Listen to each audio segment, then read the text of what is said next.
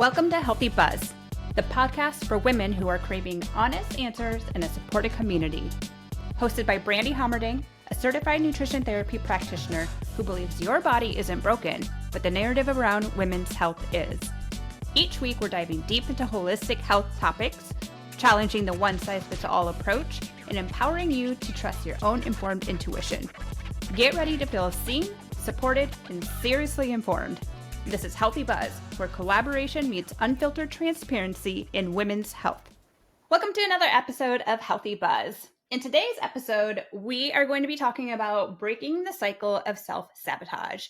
And to join me at this conversation, I have Renee Bellinger. Renee is a menopause-informed health coach who helps women break through self-sabotage so that they can become more confident in their bodies. She has a master's degree in counseling psychology. Her work combines education on lifestyle factors that support health in midlife and beyond, skills building, and mindset, client sleep coaching with sustainable health habits, and a repaired relationship with food and movement.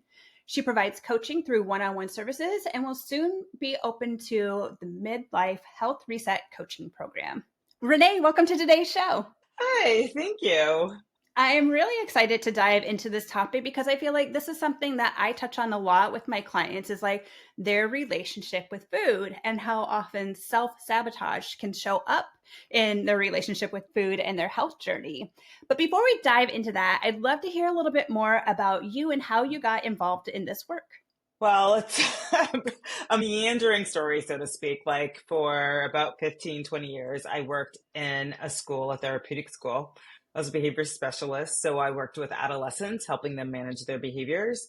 And I was laid off during COVID. And while I was working, I developed a passion for like nutrition and exercise, I guess, fitness. And a lot of people would ask me questions, like my colleagues, about what I was doing, how I was able to sustain it. Because wherever you go, like that's what everyone wants to know, right? Like, how are you making this like into your lifestyle? And so when I was laid off, I was like, you know what? This is an opportunity. Like I felt that there was a missing piece in a lot of health coaching that I've had and what I saw on social media. And there wasn't really a lot of information of the science behind like change per se. It was a lot of well-intentioned people who didn't really understand the nuances of behavior. So I'm like, you know what? I can add to that conversation. So that's how I got started. And it was also around the time, and I didn't know it at the time, that I was really hit by the perimenopause bus, I like to say. I mean, I think it was honestly like a combination of a lot of things going on, but part of like when I started my business was like, I'm going to teach you how to create sustainable habits. And like I had a diet, like I don't know, like maybe 7 years prior, and I had maintained my weight. And like as I was building my business, like I felt like everything changed overnight.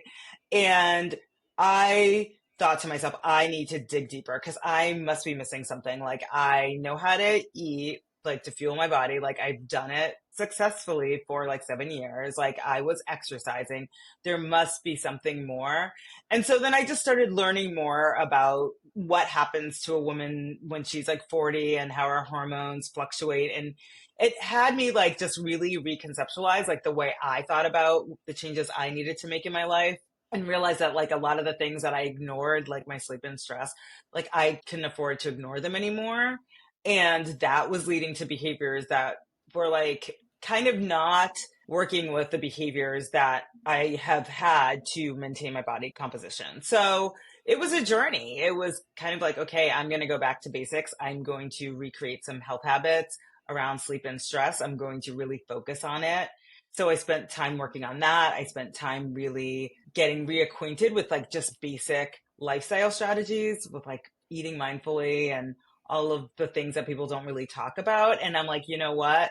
More women need to understand the bigger picture. Because yes, a calorie deficit is the way to get the body composition you want, but there are a lot of factors that play into your ability to be able to follow through with like that calorie deficit. And that's the part of the conversation that's often missed, especially in social media sound bites. Yeah, 100%. There's so much here that we can unpack and like talk through more in depth because it is, our bodies change so much when we go through perimenopause and enter into menopause that women can kind of beat themselves up and be like, I'm doing something wrong. The things that I've done before are no longer working. So my body must be broken.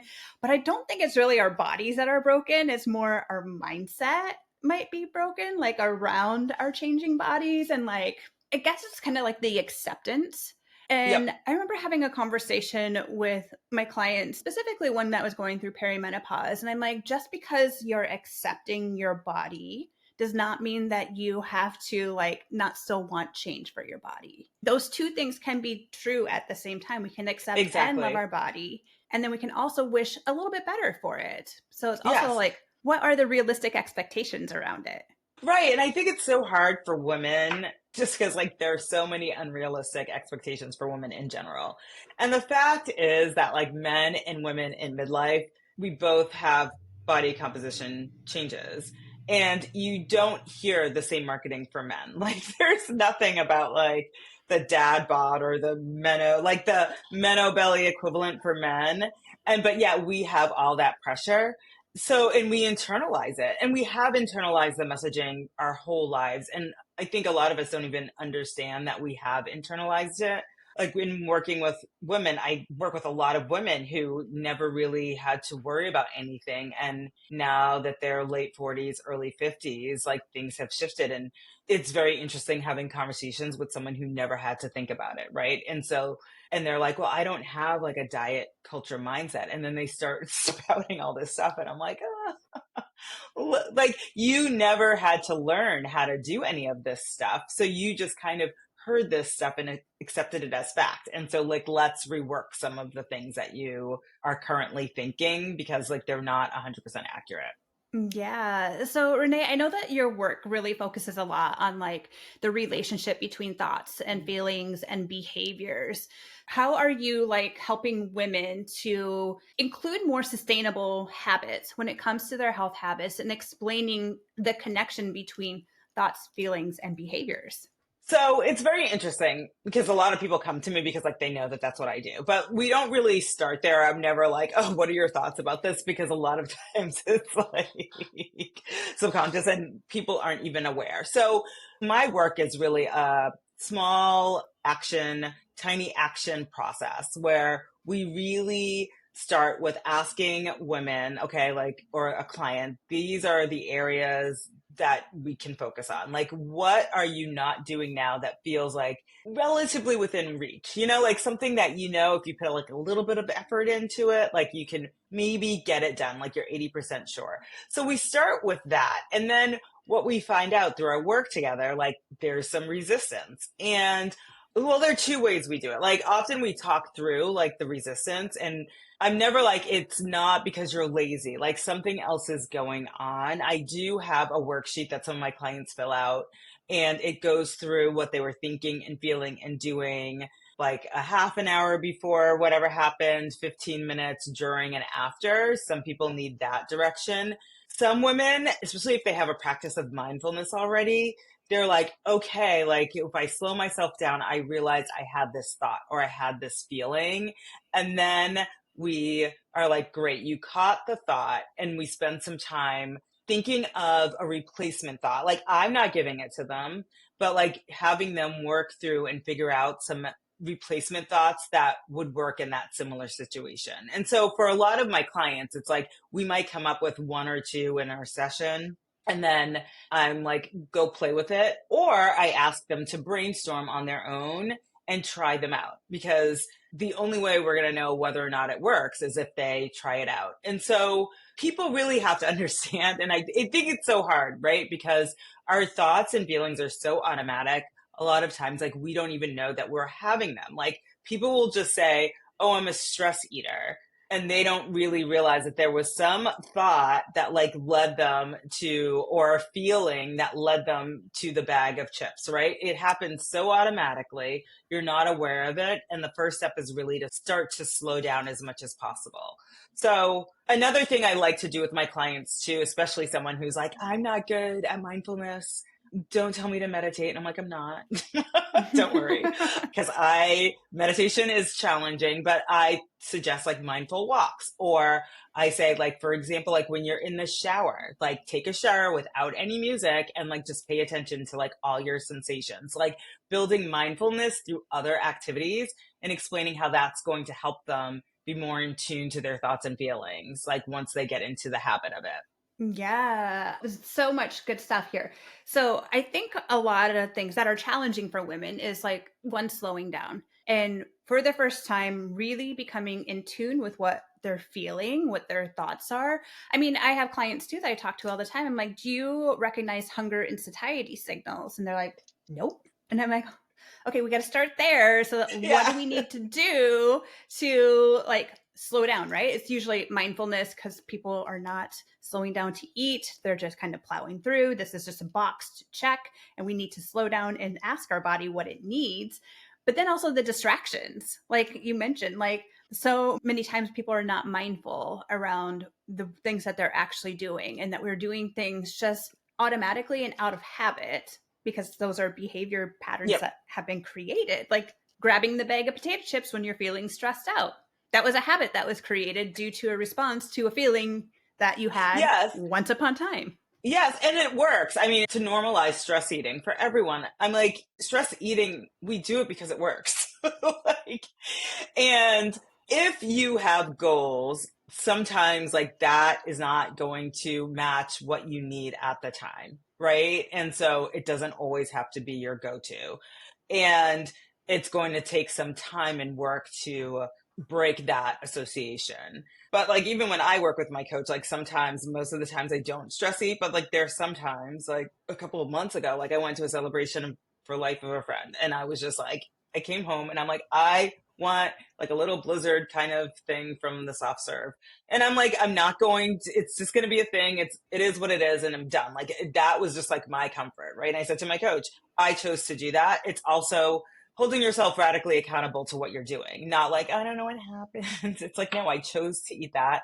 I ordered a small. It's over. I don't have any guilt. I don't have any shame with it. Like I'm moving on the next day. It is what it is. Yeah, I think that's where the big shift happens is where you are able to do it with intention. Like your intention was, hey, I'm having these feelings. I know that this is what I want. I'm Yeah. intentionally doing this and I'm not going to have shame and guilt around it. Yeah. It's when there's not the intention and it's the flooding feelings of shame and guilt. Like, oh my gosh, I can't control anything. And then we spiral. Yeah. And it does not fix the solution at the end of the day, right? Because our body is looking for, when we have that stress response specifically, like a way to protect ourselves from that feeling. And so sometimes we find that the emotional eating is a protective measure, but does it at the end of the day actually also taking care of your core need that was being arose from this feeling that you had? Right. And that's what I say to people. I'm like, it becomes a problem like if you feel out of control with your emotional eating, and if you feel like that's the only go-to you have, and you feel like you're acting in a way that's not aligned with what your goals are more often than not, right? And so a lot of times, exactly what you said with the shame and guilt spiral, it's like, okay, I had this moment. Oh my gosh, like I blew, like I was in the middle of a calorie deficit. I'm like, okay, today I might not hit my macros. It doesn't always happen. It was like a one of, right? But there was no guilt or shame. I owned it. And the next day I like moved on. It was fine. But what happens is people are like, oh, see, this is confirmation that I can't stick to anything. And then they're just like, oh, it was a Saturday afternoon. Oh, and then Sunday they wake up feeling bad. They continue the cycle and they can't get out of the cycle. And that's when it's problematic, right? Like when you're just so deep in and you continue to reach for food, you're continuing to feel bad about yourself, but you're not putting it together. And a lot of women too, it's tied to restriction, right? It's like, I have these rules like of what you believe you can and cannot eat at certain times. And so once they break that seal, then it's like, oh, well, you know what? I'm just going to start over on Monday because I already messed up. And so those are some of the things that like I work through with clients, especially their relationship and their perception about food, because it's like all It's like, it's not the ice cream or the potato chips that are going to inherently do the most damage. It's if you only eat that and you feel like you can't stop eating them, that's when the problem is. Yeah, absolutely. So, what you're describing a lot is like self-sabotage, is that women start to underestimate what their ability is, probably because they don't have the right coping tools or strategies in place. So, when we're thinking about self-sabotage, do you have like a type of like framework or tools that people can use to break the self-sabotage cycle? Well, I have put it into like, I say 4 categories or 4 buckets, like general to make it easier for people to like understand. So, and with the caveat that you might have holes in more than one bucket. And so the 4 areas are your mindset, your belief system. Like, do you actually believe, and it's twofold in a lot of ways. It's like, do you believe that you can actually accomplish whatever goal that you set out to accomplish? And like, what are your thoughts and beliefs? Like what we were talking about like certain things. So that's one bucket. The second is your environment, and that has multiple layers, but some of it is like, okay, when you have a plan, do you have natural prompts in your environment to remind you to actually do the thing? Because I think a lot of times people are like, I'm going to do this. And then they legit, like, they don't look at how it fits into their life at all. There's also your physical environment and your social environment too. And a lot of what I do with clients is, yes, you may have tried this many times before, but like if you live with other people, like your family, like you need to have a conversation with like your family members about what you're trying to accomplish. Yes, even though you've done it multiple times before. The third is your physiology. Like if you're not sleeping well and you're stressed to the max and don't have coping strategies outside of like food, then that's probably like one of the biggest quiet underminers of whatever you're trying to do, because for multiple reasons, like not getting enough sleep, you're going to be drawn to like higher palatable foods. It's going to affect your hunger hormones. Stress, like we spoke about, like stress eating works because it hits like those receptors in the brain. And so if you're too stressed, you're not sleeping well, it's like a cycle. And that's a huge one.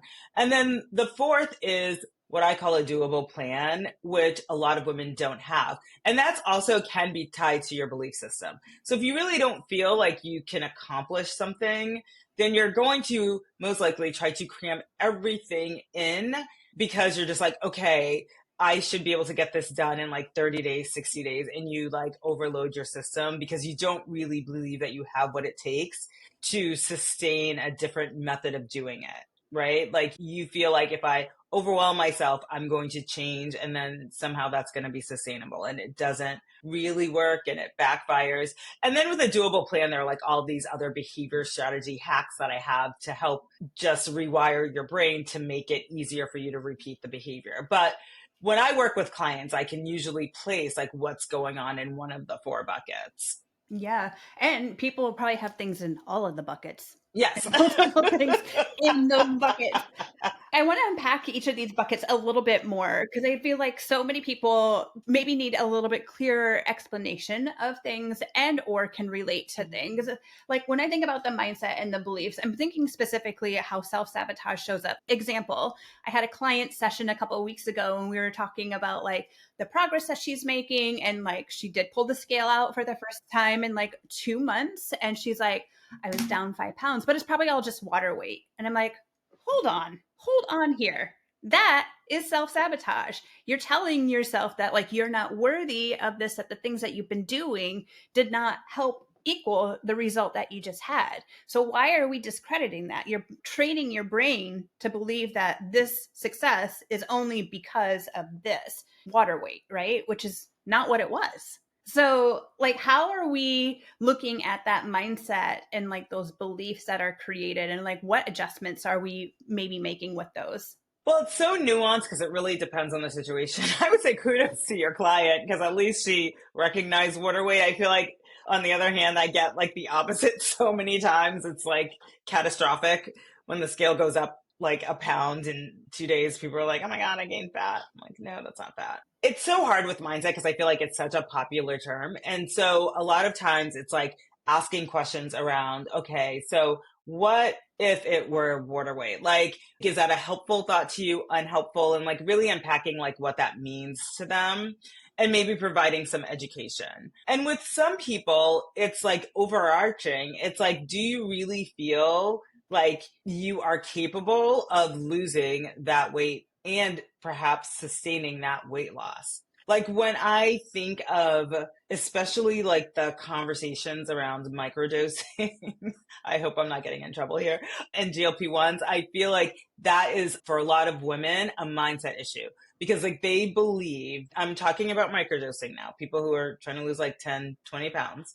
They believe that they cannot lose the weight any other way. They believe that they are broken. They believe something is wrong with them, and this is the only solution. And so it's really asking why repeatedly to get to the core of what's really going on with a person. And then with some other situations, if someone really feels like, oh, like I feel like I'm not capable, you can override that sometimes by taking small action because like that's less scary, like breaking the change into what I said earlier with asking people like what is slightly outside of your reach. So, and a great example of that is like macro counting, because like a lot of people are like, oh, okay, like I want to lose weight, I want to count my macros. And I'm like, well, first of all, that's like an advanced, and it's like so layered, especially for me, because like I'm a behaviorist. So it's like you have to like get used to weighing your food and not feeling like you should be a certain calorie number. But people feel like that's the only way to lose weight. And so we start talking and asking, why do you feel like that is the best method for you, and really getting to the core of what their belief system is. Hey, Healthy Buzz community. Have you been curious about using a continuous glucose monitor to unlock powerful insights to your metabolic health? Imagine seeing in real time how your body responds to different meals, different workouts, and also the effects of stress. Now, what if you could experience those benefits without being locked into any type of recurring subscription like some of the other continuous glucose monitor programs out there? With my Blood Sugar Savvy course, you'll get exactly that. You'll receive access to 7 engaging learning modules, 2 continuous glucose monitors to start your wellness journey, plus 4 weekly one-on-one video strategy sessions with me where I'll personally guide you to understanding your CGM data. We'll work together to identify your unique blood sugar patterns and create customized strategies for better energy, mood, and overall well-being. Oh, and by the way, this is especially crucial during your peri- and postmenopausal years. Blood Sugar Savvy is about understanding your body on a deeper level, implementing practical strategies, and gaining sustainable knowledge to support your overall health and wellness. Ready to get Blood Sugar Savvy and take control of your metabolic health? Healthy Buzz listeners can save $30 simply by using the code BUZZ at checkout when you enroll at bcw.bcollectivewellness.com/blood sugar savvy. That's bcw.bcollectivewellness.com/blood sugar savvy.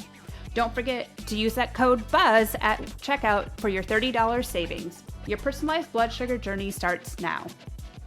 Yeah, I don't know about you, but I find that oftentimes people will lean into the calorie and macro tracking when they feel like things are out of control, because this is something that they can control. Is they can look at the data, they can put this in, and it's something they can control when they feel like their body is not under their control anymore. And I do feel like it is that for some, and it's so hard because I feel like some people, it's like that's all you hear. It's like, oh, you might go to a nutritionist and you get a calorie count, or you hear people talking about macro counting, or like even Weight Watchers is a way of like tracking, and people feel that that's the best method. But I've seen so many women who weren't ready. Like when I first started my coaching, I was like, okay, you want to do this? It's fine. Like I can coach you through it. And realizing how women just like play games with themselves, like who didn't really understand what they were doing. So it's like they would go out to eat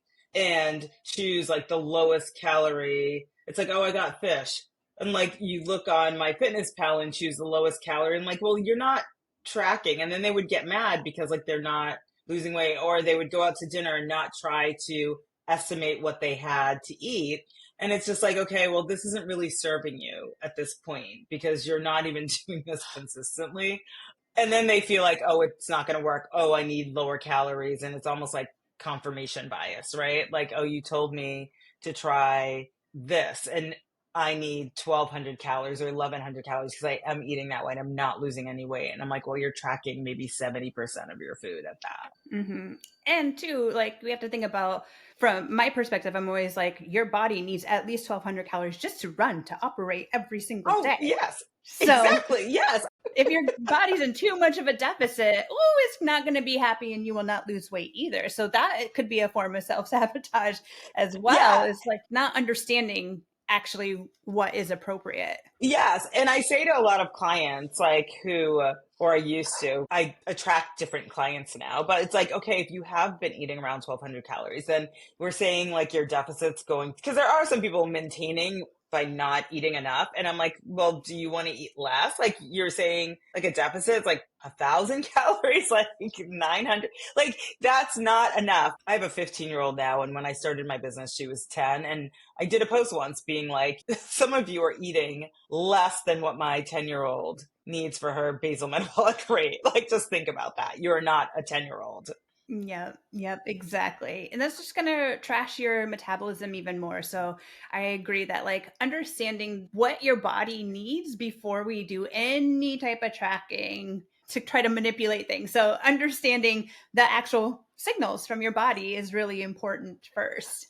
Yeah, and learning how to be in tune to them. So a lot of women I work with, similar to you, like they're not in tune to like their hunger signals because they've spent years ignoring them. And so what I say to everyone, it's like, we are starting with a foundation of health first. I want to make sure that you're eating the minimum amount of fruits, vegetables, getting enough of protein, whatever type of protein sources you like, and some starchy carbohydrates so you can get your fiber in. Like those changes alone will improve your health outcomes. Like if you're worried about your glucose or whatever, you could be the same weight, eating differently, improve your health outcomes. Your body composition, we can handle that later. But let's focus on health first, because I have not met a client who came to me eating enough of anything. Everyone's like undernourished and over snacking and then confused about why what their health is like where it is. And they don't realize it. It's like, I'm not blaming. It's like they don't realize it.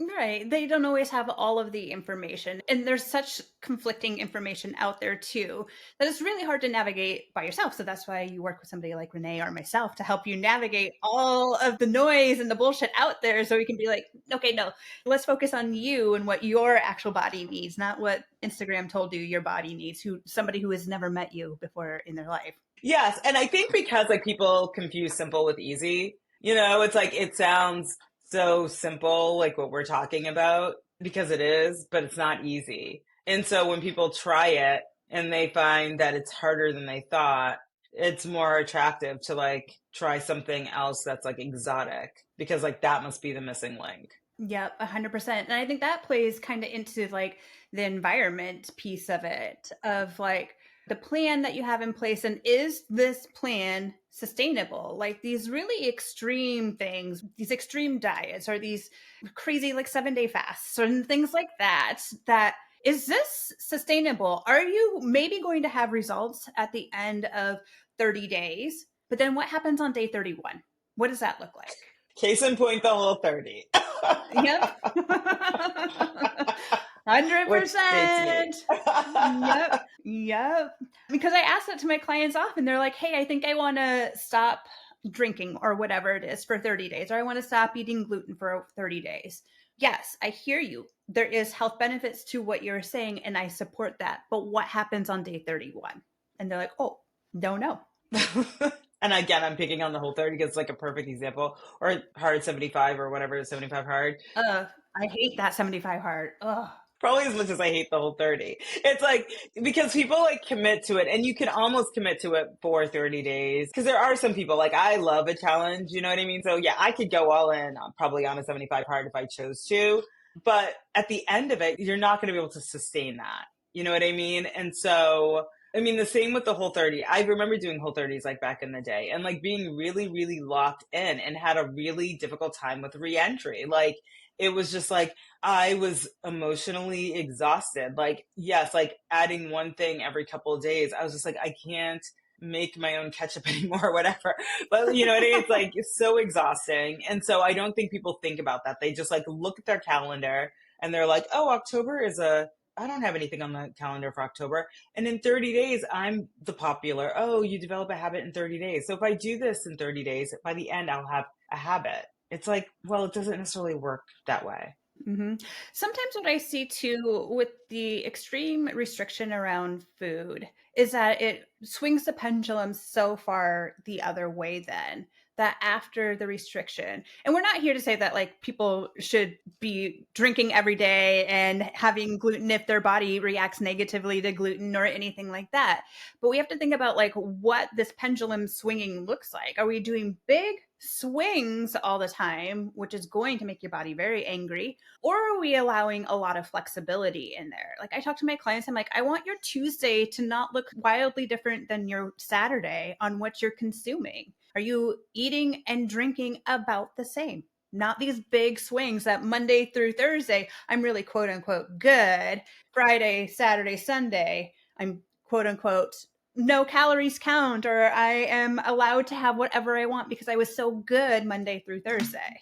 Yes, and really, again, going back to the why of why you're trying to do something, right? So there is a psychological effect called the what the hell effect. And it's basically like once you restrict and then you get off the restriction, then you find yourself on this cycle of like, oh, what the hell, like I messed up. I mean, drinking is different because it's just a little more nuanced depending on what's going on. And so that's a little different, but like, with someone who doesn't have like a gluten allergy or something like that, or trying to eat clean, it's like a lot of times people are really locked in like Monday through Thursday. And then they're like, oh, it's the weekend. Oh, I was doing this. And it's like, instead of having these big swings, like, why don't we try to find something like in the middle? You know, and I think a lot of it too is like planning. So a lot of times what I see, especially with women, it's like if we're sports moms or whatever, like, yeah, our weekends do look different. So you have to figure out how to make it look a little less like what can you do? You know, like can you bring something with you, or do you have like snacks that are more aligned so you're not just being like a road warrior just picking things up? Or like, can you choose something when you go out that's similar to what you would eat at home and know that like not every meal out is a special occasion? Again, it's like radical responsibility for what you're doing. Yeah. I think too is like redefining what is considered normal or typical too, especially when it comes to food. Like we have foods that we associate as breakfast foods, and we have foods that we associate as foods that we eat at dinner. And this can be also developed as a child, like what your family categorized as these are what we eat at these times of day. And that bleeds over into our adulthood. And then we have like these weird ideas. So like I had a client the other day and I'm like, what if you had a protein shake on the way to the sporting event? Instead of being like so hungry that when you get to the sporting event, then you're eating something. I'm like, a protein shake can be a meal any time of Yep. day. And it's easy for you to mix up and take it as you go, as you're traveling to whatever. And like, and then if you get there and like an hour or so later, you do want to eat something, you are going to eat something and not necessarily like get all of the things at the concession stand, but Yeah. the things that you're like, oh yeah, maybe I will have a bag of chips. Maybe I will have a hot dog or whatever it is, right?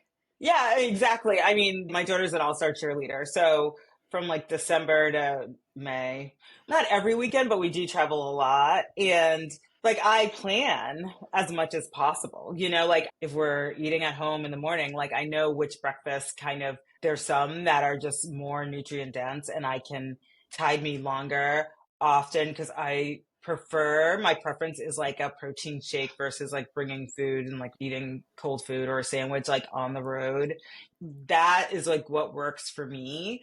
And then yes, like if we do eat out on the way home, like I'm not starving, like I can make an appropriate choice. But what happens instead is that like people just feel like they can't imagine like that level of planning. And they also feel uncomfortable at first, right? Because especially if you're trying to change, part of the discomfort is that people expect certain things from you. So I remember like when I started like just questioning like was alcohol serving me like as much, you know what I mean? Like it was just interrupting my sleep and it just wasn't a thing. And so, I mean, it wasn't a thing, like it wasn't helpful. So I stopped drinking as much. But I know about change and I know that it can feel uncomfortable. And in the beginning it did, because like going out with friends and they're used to me like ordering a cocktail and I'm not, and it's uncomfortable because they're expecting certain something from me. Like I am trying something new.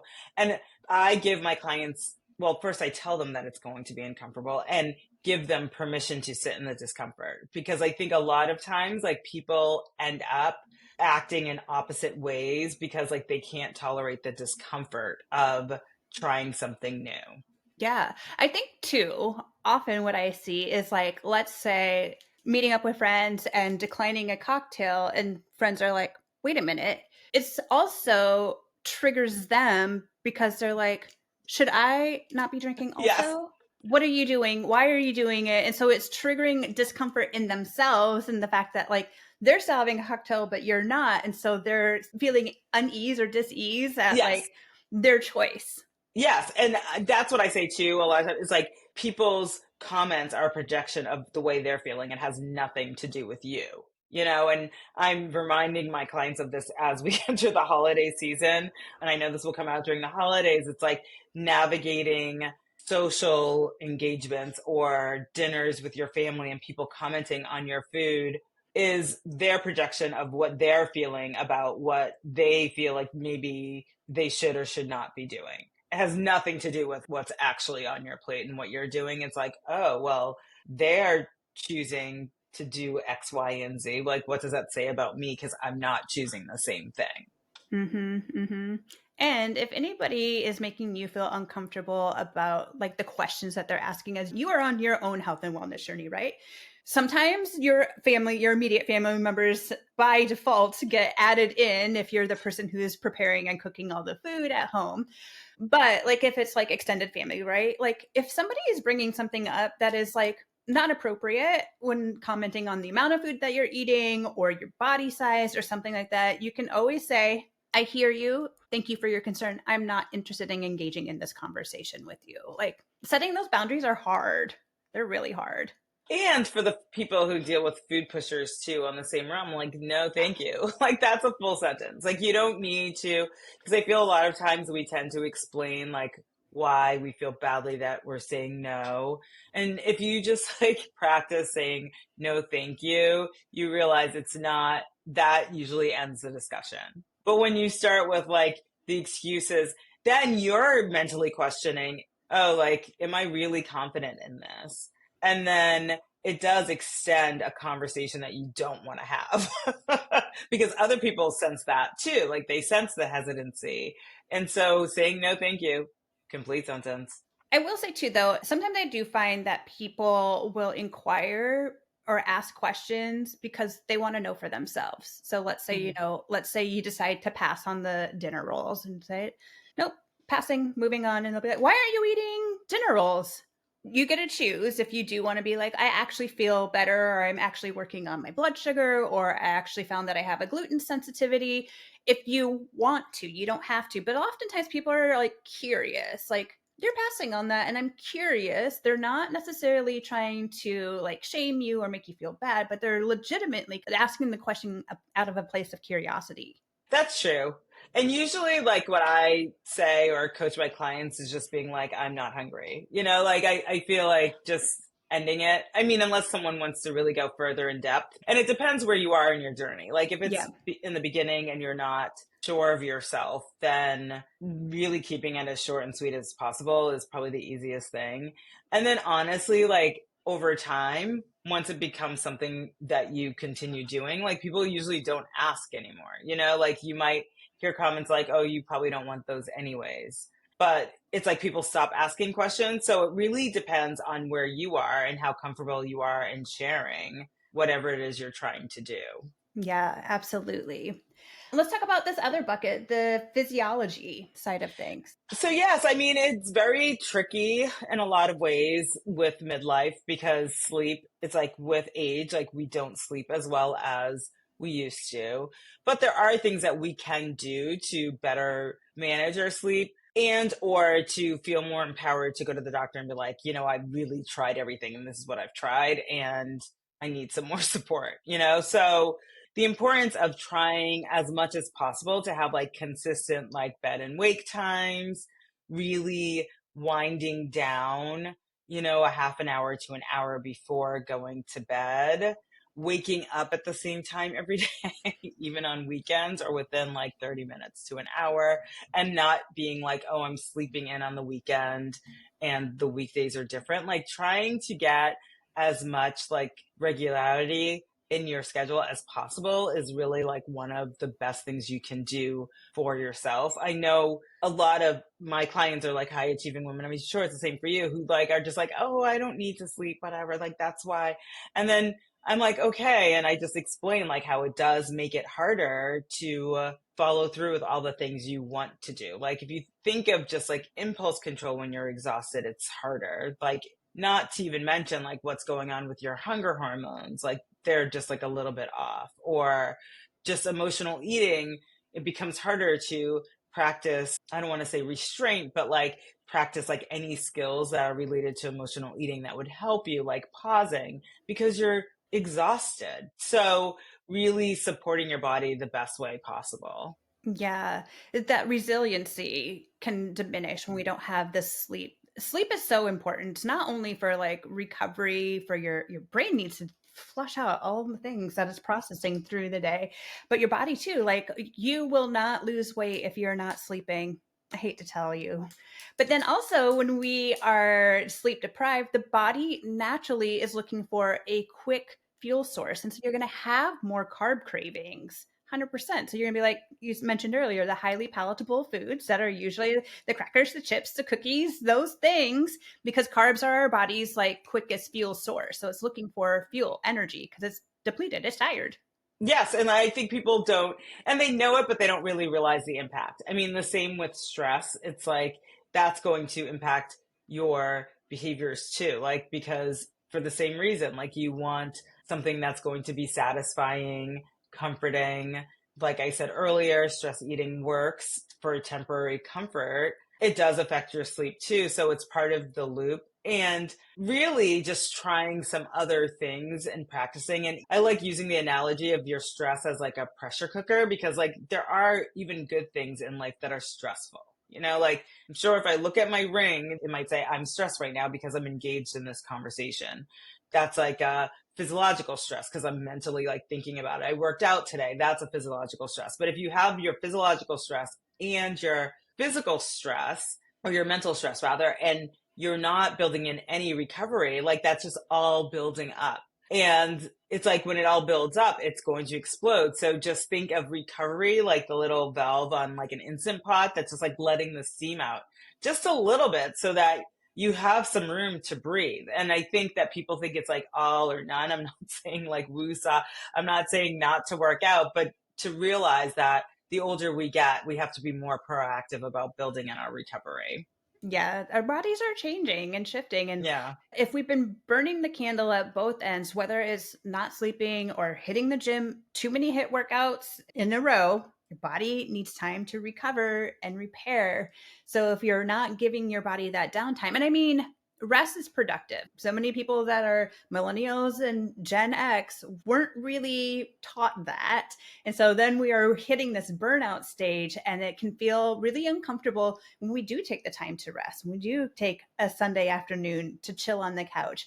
And we can talk that up to oftentimes like, oh, I was lazy. You're not lazy. We got Yeah. to think about the words that we're using to describe, because that could have a negative connotation, just like good food and bad food. Yeah. Like I spoke about this yesterday on my stories about like laziness doesn't really exist, right? It just means that something's missing. I think we're so used in our hustle culture, especially for millennials and Gen Xers, of just like you hustle until your body stops. Now we're not used to building it in. And with fluctuating progesterone, like which is a calming hormone, like when we don't have as much of it, like our body just naturally can't make those fluctuations themselves, right? So you definitely need to be more proactive with it. And it stinks. Like I get it. You know what I mean? Like it stinks to be like, oh, I used to go to the gym like X amount of days I didn't need as much recovery, and now I need to build in more recovery. But you might find, like, not even with hip, but just like regular strength training, you might find like yourself getting injured more, or definitely having more resistance about going, not as excited about it, like even once you start. Like, those are all signs that you need to take like a little bit of a break and rest your body a little bit more. And I bet you find that when you do take the rest, that you have better endurance Yep. in the gym, you are getting stronger, faster, all of that stuff because your body had the appropriate time to recover. Yep. Yeah. So when we think about like long-term success, how are you helping clients with nailing down these habits and understanding the underlying relationship between their body, where they are and where they want to be? Because sometimes like we can have the mismatch of like my body is here, I want it to be here, and we want it to be a very quick journey, but it often takes quite a long time. So how are we nailing down that like long-term success?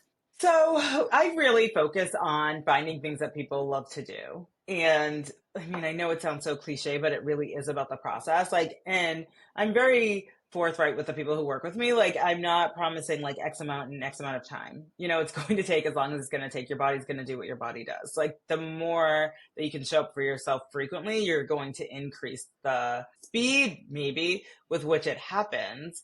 But at the same time, it's like you're changing your identity to someone who is a different person, and who values those choices differently, and it's part of who you are. And so one of the things that like I do, especially in the beginning a lot, is have my clients like celebrate every time. And it's nothing big. It could just be like a congratulation, like a pat on the shoulder, just acknowledging that they showed up for themselves in the way that they wanted.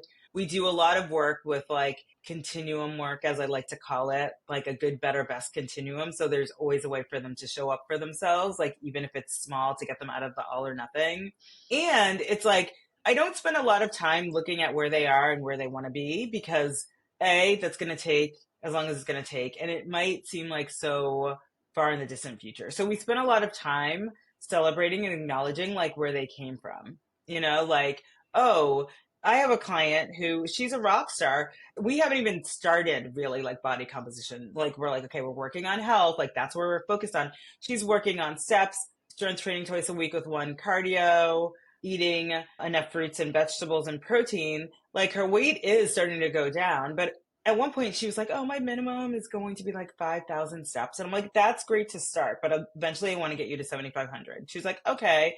She's averaging 8,000 steps a week, and every single time we do the check-in, I'm like, you just take a moment to recognize that you went from, well, when she started a couple months ago, she was averaging 3,000 steps. So to go from 3 to averaging 8 is huge progress. Like, and Yeah. when she takes her monthly pictures, she's like, oh my gosh, like, that's crazy. We're not even in a deficit yet, and I'm seeing changes in my body. Like, and so really using the marker of like where you started from to where you are now is so exciting for clients, and celebrating the wins. And when people start realizing that they start parking farther away naturally, or they find ways to get more steps naturally, like when it's not even our distinct focus anymore, then they're like, oh my gosh, like this has never been so easy. And also to watch clients come back from a setback. Like, if this client was just sick. And so I was like, when you're sick, your goal is to take care of yourself. Now she's like, okay, I'm focusing on steps this week. I'm focusing on steps, fruits, and vegetables, and like realizing that it's not an all or nothing anymore. Like, she was very intentional about like, I need to rest now, not like, oh, I'm not doing anything. Like, she knows what she was focused on then. She knows where she's headed again. So like, that's really like the secret hacks to making it sustainable, because you do change who you are. Yeah, absolutely. Having the flexibility to have these goals be more sustainable and understanding the ebb and flow of life. There's going to be seasons of life where you're not going to maybe hit the 8,000 steps each day, but there's going to be seasons of life where you're maybe hitting 10,000 steps each Yep. day. This episode is coming out during the holiday season. One of my clients last year, we didn't talk during the holiday season until like January, February. And she was like, well, I didn't lose any weight during the holidays. I'm like, did you gain weight? And she's like, no. I'm like, so why is that not a win? our eating habits change a little bit. We maybe are in more stressful situations, or maybe we're indoors more because maybe it is colder where you live. But like, we have to think about the success of maintaining through a different season of life. We have to celebrate having maintenance over the holidays when maybe we are eating a little bit different. Maybe we are moving our bodies a little bit different, and like still celebrating the fact that like maybe you maintained instead of continued on that weight loss that you were seeing prior to the holidays. Yeah. And all my clients now that we're talking about like what they want their plan to be for the holidays, and realistically, like I'm not swaying them one way or the other. It's like, okay, you're going to decide what you want to do. Like you could, if you choose to be in a calorie deficit, like honestly, it's like a handful of days that are different. For some women, it's like they're not really going to parties that much. It's like before Christmas Eve, whatever, 4 or 5 days that they are looking different. I'm like, you could manage it. It's not impossible. And some women, it's like, yeah, like, is that really the best choice for you? And some people are just like, I want to practice this. This is the best time for me, just looking at my whole schedule. And some women are like, no, I want to maintain. But it's really empowering women to ask them, like, what's the best time for you? What's your goal going forward? Like, I like to be very, with my clients, like intentional about like what their goal is for the season, and try to work towards it and give them education about like the pros and cons of, well, not really the pros and cons, but like, okay, like if you're going to go do this, this is what this means for you. Yeah. Having the informed conversation around like taking ownership of the actions without the shame and guilt. And that's why working with like a coach can really help you to navigate that. Because if you're trying to do it on your own, you can be like, oh, like now I feel really bad because I chose this and maybe that wasn't in alignment. And now I feel shame and guilt. And you can kind of spiral. And then we go back to the self-sabotage conversation. Exactly.